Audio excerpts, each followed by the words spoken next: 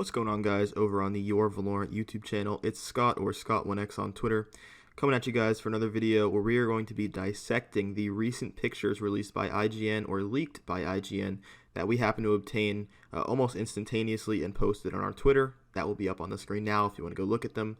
But yeah, let's just jump into the first picture here.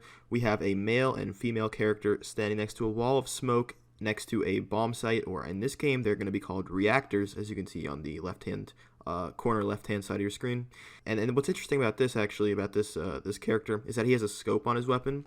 Now, I'm not sure if these scopes are always going to be on, or if these are things you can buy that make you more accurate or make the recoil less powerful. But yeah, I think that's definitely going to be something to look at. Another character, I'm not sure if we've seen her or not, but she seems to be wielding the same type of AR weapon.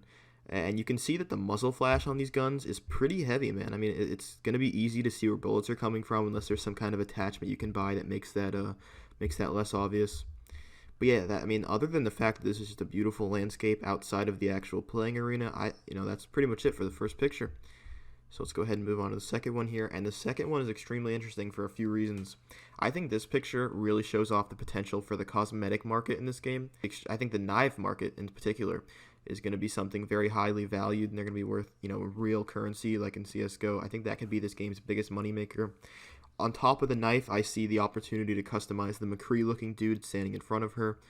That could be another big source of revenue for Riot here. And then the last thing that I see in this picture that I wanted to point out to you guys is the gloves that she's wearing and holding onto the knives with. If you're anything familiar with CSGO, you know that the gloves are a highly valued item that a lot of people go after, and they're worth a ton of money in real world. But yeah, if they do these gloves right, man, I think that this could be a huge moneymaker for the game. But yeah, this tight corridor gameplay, good things. This is probably a different map, but yeah, it's good that we're seeing a variety of maps from these early leaks. We're going to go ahead and move on to the next picture now. We see the muzzle flash / laser. Once again, not really sure which one it is. If it is a muzzle flash, that is the strongest muzzle flash I've ever seen in a video game, or a bullet tracer. That it's going to be extremely easy, as I said, to see where you're getting shot at from. Another interesting thing to point out in this photo is that the female on the left-hand side under the dragon seems to be holding a heavy weapon of some sort. Now, my big problem with this, and I think what they're going to have to look at very closely when doing this game, is how much these heavy weapons cost, because this could really screw up the in-game economy if these are overpowered and they're too cheap or they're too expensive. It could really just screw up the in-game economy, so I think they're going to have to do that very, very, they're going to have to keep a close eye on that, is what I want to say. So, again, just a really another beautiful example of the landscape outside the playing field, the dragon, the mountains, the trees, all done very well, and I think are going to make this game very visually appealing and be a giant selling point to the casual market looking to try out something new. Reminds me a lot of Overwatch, so I think what they're going for. But yeah, let's move on to the next picture, guys. So this one was interesting for a few reasons. The biggest thing I can find in this picture is the map on the right-hand side of the screen. Now, if you're not looking too closely, you could actually miss this. So the map, I'm assuming, is in their spawn, and if you guys wanted to get an early start on memorizing some maps, memorize this little piece of the map and figure out what map it is when the game drops. It might be a little too much for some people, but it's definitely something you want to get on early if you want to be a competitive player. Now, I'm assuming that they spawn right next to the B corridor, as you can see the letter B painted next to the corridor that they're having a gunfight through.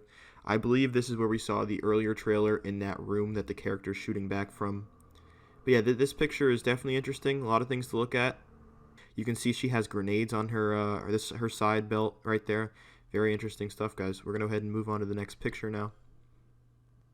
And in the next picture, the most interesting thing, in my opinion, is the VTOL-like lasers coming down from the sky.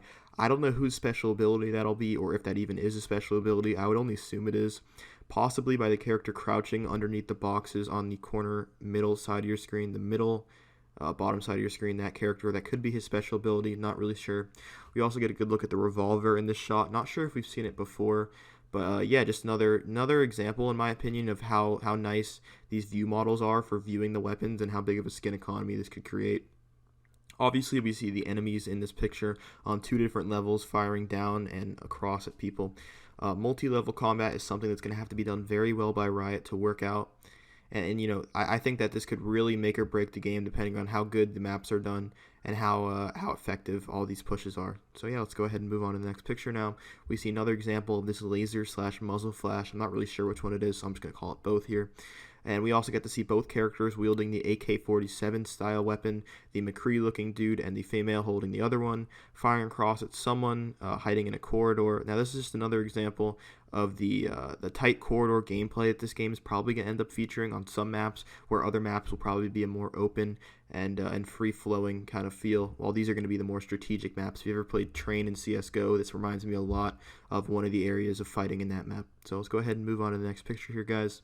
This one's really interesting because this one represents a free and more open map, but also I can count 1, 2, 3, 4, 5, 6. I can count 6 at least, probably even more, entries to this bomb site that they're fighting in. I'm assuming it's a bomb site.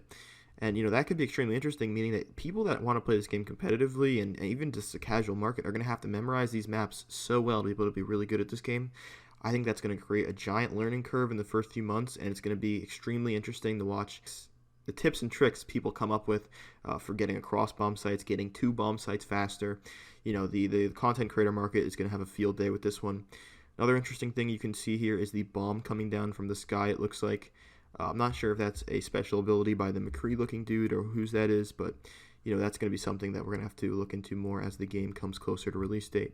Same ARs are going to be featured. I'm assuming that these are going to be the main ARs in the game. They kind of all look pretty similar, but I'm sure that they all play very differently and have very different recoil patterns. So let's go ahead and move on to our final picture of the day. This one doesn't really show as much as the previous pictures do. Obviously, we get a better look at that character that was crouching in the other picture, holding an AK-47 style weapon, firing at someone through a corridor. I think that these tight corridor maps are going to be extremely strategical and require a lot of team planning.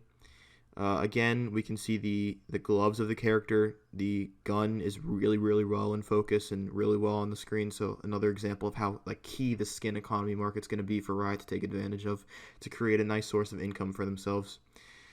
So yeah, that's really all I have to talk about today, guys. Thanks so much for stopping by. It's been Scott, or Scott1x on Twitter.